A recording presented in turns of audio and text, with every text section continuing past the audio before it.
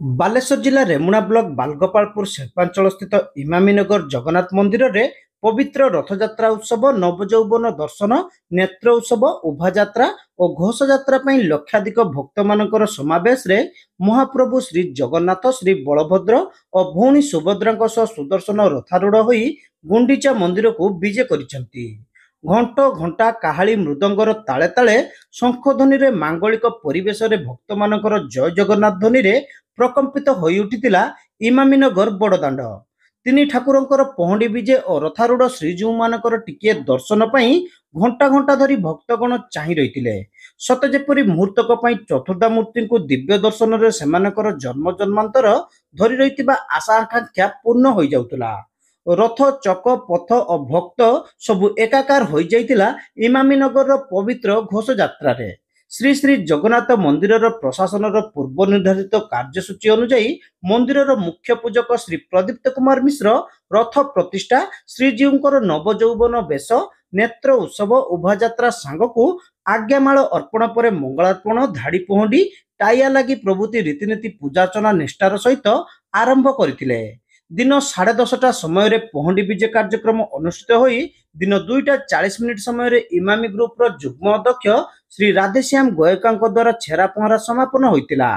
ଅପରାହ୍ନ 3:40 ସମୟରେ ବହୁ ପ୍ରତୀକ୍ଷିତ ଭାବ ବିନୋଦିଆ କଳା ଠାକୁର, ବଡ଼ ଭାଇ ବଳଭଦ୍ର, ଭଉଣୀ ସୁଭଦ୍ରା ଓ ସୁଦର୍ଶନଙ୍କ ସହିତ ସୁସଜ୍ଜିତ ରଥରେ ଭକ୍ତମାନଙ୍କ ଗହଳିରେ ପ୍ରକମ୍ପିତ ରଥଦାଣ୍ଡରେ ରଥାରୂଢ଼ ହୋଇ ଶ୍ରୀଗୁଣ୍ଡିଚା ମନ୍ଦିରକୁ ବିଜେ କରିଥିଲେ। ଶ୍ରୀଗୁଣ୍ଡିଚା ମନ୍ଦିରରେ ଶ୍ରୀଜୀଉଙ୍କର ରଥ ପହଞ୍ଚିବା ପରେ ଚତୁର୍ଦ୍ଧାମୂର୍ତ୍ତିଙ୍କୁ ଆଳତି ଅର୍ପଣ କରି ସଭା ପଟୁଆରରେ ରତ୍ନବେଦୀକୁ ନିଆଯାଇଥିଲା। ରଥଯାତ୍ରା ଶାନ୍ତି ଶୃଙ୍ଖଳାର ସହିତ ସମାପନ ହୋଇଛି। ଭକ୍ତଙ୍କର ଭିଡ଼କୁ ଦୃଷ୍ଟିରେ ରଖି ଶାନ୍ତି ଶୃଙ୍ଖଳା ରକ୍ଷା ପାଇଁ ବ୍ୟାପକ ପୋଲିସ ଓ ଇମାମି ସୁରକ୍ଷା କର୍ମୀଙ୍କୁ ନିୟୋଜନ କରାଯାଇଥିଲା। ସକାଳଠାରୁ ରାତ୍ରି ପର୍ଯ୍ୟନ୍ତ ମନ୍ଦିର ପକ୍ଷରୁ ଆନନ୍ଦ ବଜାରରେ ଭକ୍ତମାନଙ୍କୁ ପ୍ରସାଦ ସେବନର ବ୍ୟବସ୍ଥା କରାଯାଇଥିଲା। ରଥଯାତ୍ରା ଉତ୍ସବରେ ଭାରତବର୍ଷର ବିଭିନ୍ନ ପ୍ରାନ୍ତରରୁ ଆସିଥିବା ଜଗନ୍ନାଥ ପ୍ରେମୀ ଭକ୍ତଗଣ ବିଭିନ୍ନ ଢଙ୍ଗରେ ଘଣ୍ଟ ଓ ବାଦ୍ୟର ତାଳେ ତାଳେ ଉନ୍ମାଦିତ ହୋଇ ତାଙ୍କର ଭାବାବେଗରେ ବହି ପ୍ରକାଶ କରିଥିଲେ। ସେହିପରି କଲିକତା ସ୍ଥିତ ହାଇବ୍ ଇଣ୍ଡିଆ ସଂସ୍ଥାର ଡାକ୍ତର ଓ ତାଙ୍କ ଟିମ୍ ଏବଂ ଇମାମି ପେପର ମିଲ୍ସର ସ୍ୱାସ୍ଥ୍ୟ ଅଧିକାରୀ ଓ ଡାକ୍ତର ଓମକାର ମହାପାତ୍ର, ବରିଷ୍ଠ ଫାର୍ମାସିଷ୍ଟ ଅକ୍ଷୟ କିଶୋର ଦାସଙ୍କ ତତ୍ତ୍ୱାବଧାନରେ ରେମୁଣା ଗୋଷ୍ଠୀ ସ୍ୱାସ୍ଥ୍ୟ କେନ୍ଦ୍ରର ଟିମ୍ ସ୍ୱାସ୍ଥ୍ୟସେବା ଓ ପରିମଳ ବ୍ୟବସ୍ଥା ପରିମିତ କରିଥିଲେ। ଜଗନ୍ନାଥ ମନ୍ଦିର ପ୍ରଶାସନ ପକ୍ଷରୁ ପାନୀୟ ଜଳ ବ୍ୟବସ୍ଥା, ସିସି କ୍ୟାମେରା, ଜଳସିଞ୍ଚନ ସାଙ୍ଗକୁ ସ୍ଥାନୀୟ ରେମୁଣା ପୋଲିସ ପ୍ରଶାସନ ପକ୍ଷରୁ ଟ୍ରାଫିକ ନିୟନ୍ତ୍ରଣ ଓ ସୁରକ୍ଷା ବ୍ୟବସ୍ଥାକୁ ସୁଚାରୁ ରୂପେ କାର୍ଯ୍ୟକାରୀ କରାଯାଇଥିଲା। ଏହି କାର୍ଯ୍ୟକ୍ରମରେ ଶ୍ରୀ ଶ୍ରୀ ଜଗନ୍ନାଥ ମନ୍ଦିରର ପ୍ରତିଷ୍ଠାତା ତଥା ଇମାମି ଗ୍ରୁପର ପୃଷ୍ଠପୋଷକ ଶ୍ରୀ ରାଧେଶ୍ୟାମ ଅଗ୍ରୱାଲ ଓ ଶ୍ରୀ ରାଧେଶ୍ୟାମ ଗୋୟକାଙ୍କ ନିର୍ଦ୍ଦେଶରେ ମନ୍ଦିର ପ୍ରଶାସନର ମୁଖ୍ୟ ପୁରୋଧା ସୁଶୀଲ କୁମାର ଗୋୟକାଙ୍କ ତତ୍ତ୍ୱାବଧାନରେ ସମସ୍ତ କାର୍ଯ୍ୟ ପରିଚାଳିତ ହୋଇଥିଲା।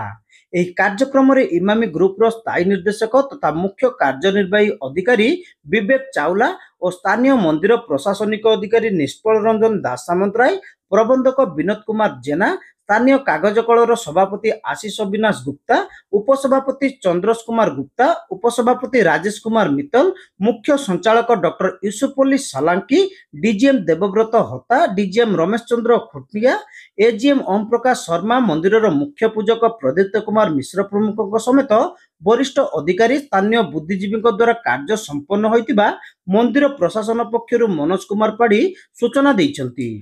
ଅନୁରୂପ ଭାବେ ଗୁଣ୍ଡିଚା ମନ୍ଦିର ପ୍ରାଙ୍ଗଣରେ ଜୁଲାଇ 8 ତାରିଖରୁ 14 ତାରିଖ ପର୍ଯ୍ୟନ୍ତ ପ୍ରତ୍ୟହ ଅପରାହ୍ନ 4:30ରୁ 8:30 ଘଟିକା ମଧ୍ୟରେ ବୃନ୍ଦାବନରୁ ଆସିଥିବା ବିଶିଷ୍ଟ କଳାକାରଙ୍କ ଦ୍ୱାରା ଶ୍ରୀକୃଷ୍ଣ ଚରିତ ରାସଲୀଳା, ଇମାମି କଲୋନୀର ଲେଡିଜ୍ କ୍ଲବ ପକ୍ଷରୁ ମହିଳାମାନଙ୍କ ଦ୍ୱାରା ସାଂସ୍କୃତିକ କାର୍ଯ୍ୟକ୍ରମ, ବିଭିନ୍ନ କଳାକାରମାନଙ୍କ ଦ୍ୱାରା ସଂକୀର୍ତ୍ତନ, କୁନି କୁନି ପିଲାମାନଙ୍କ ଦ୍ୱାରା ଚିତ୍ରାଙ୍କନ କାର୍ଯ୍ୟକ୍ରମ, ଦାଣ୍ଡିଆ ନୃତ୍ୟ, ରଙ୍ଗୋଲି, ପୁରୀସ୍ଥିତ ସିଙ୍ଗାରୀ ଡ୍ୟାନ୍ସ ଗ୍ରୁପ ଦ୍ୱାରା ନୃତ୍ୟ ପରିବେଷଣ ହେବା ସହିତ Indian heritage and cultural exhibition, ମୟୂରଭଞ୍ଜସ୍ଥିତ Chhau dance group, Odisha dance group, Baleswar ଦ୍ୱାରା ନୃତ୍ୟ ପରିବେଷଣ, ଦୀପ ପ୍ରଜ୍ୱଳନ ସହିତ ହେରା ପଞ୍ଚମୀରେ ମହାଲକ୍ଷ୍ମୀଙ୍କ ଦ୍ୱାରା ରଥଭଙ୍ଗା କାର୍ଯ୍ୟକ୍ରମ ଭଳି ବହୁ ଚିତ୍ତାକର୍ଷକ ଆଧ୍ୟାତ୍ମିକ କାର୍ଯ୍ୟକ୍ରମ ଗୁଣ୍ଡିଚା ମନ୍ଦିର ମେଳା ପଡ଼ିଆରେ ଅନୁଷ୍ଠିତ ହେବ। ସେହିପରି ଜୁଲାଇ 15 ତାରିଖ ସୋମବାର ଦିନ ଶ୍ରୀଗୁଣ୍ଡିଚା ମନ୍ଦିରରେ ଶ୍ରୀଜୀଉମାନଙ୍କର ସମସ୍ତ ରୀତିନୀତି ସମ୍ପନ୍ନ ସାଙ୍ଗକୁ ଅପରାହ୍ନରେ ଶ୍ରୀଜୀଉମାନଙ୍କର ଧାଡ଼ି ପହଣ୍ଡି, ଛେରା ପହଁରା, ବାହୁଡ଼ା ଯାତ୍ରା ଓ ରଥଟଣା ଅନୁଷ୍ଠିତ ହେବ।